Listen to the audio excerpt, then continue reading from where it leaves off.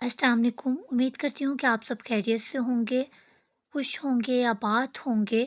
आज हम स्टार्ट करेंगे एमए उर्दू पार्ट 1 का 5th वाला सब्जेक्ट जो है मीर गालिब की शायरी का।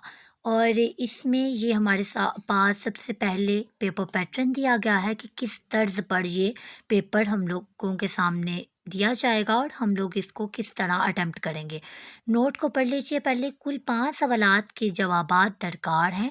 तशरीह मतन का सवाल लाजमी है, यानी सवाल नंबर 1 लाजमी है। दूसरे 2 हिस्सों में 2-2 सवालात के जवाब देना होंगे। तमाम सवालात के नंबर यकसा है। उसके बाद आप लोग ये नज़र डालिए इस पे और उसके बाद आ जाइए हिस्सा अव्वल पे। हिस्सा अव्वल में है हमारे पास जो, उसमें 4 सवालात दिए गए हैं। और उसके बाद हिस्सा दोम पर आ जाइए और उसमें भी हमारे पास 4 सवालात दिए गए हैं। 4 सवालात जो हैं 2 क्वेश्चन हमको इन दोनों में से अटेम्प्ट करने हैं। यानी हिस्सा अव्वल में भी 2 क्वेश्चन अटेम्प्ट करेंगे और हिस्सा दोम में से भी 2 क्वेश्चन अटेम्प्ट करेंगे। उसके बाद पेपर पैटर्न से अवेयरनेस के बाद अब आते हैं सिलेबस की तरफ। ये है इनके सवालात के लिए आप लोगों के पास सिलेबस, जिसमें से आप लोगों के सवालात आएंगे।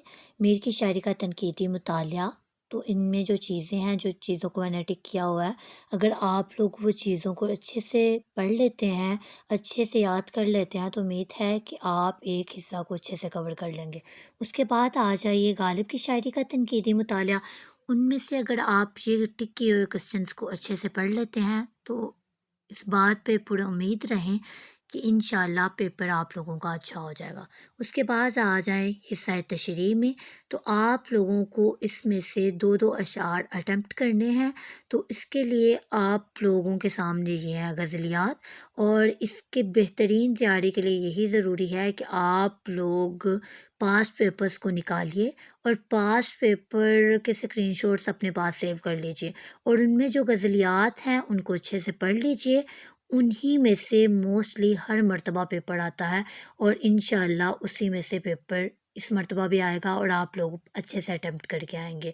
इस तरह आप लोगों के पेपर के लिहाज से आज आप लोगों के पेपर्स के सिलेबस कवर हुए।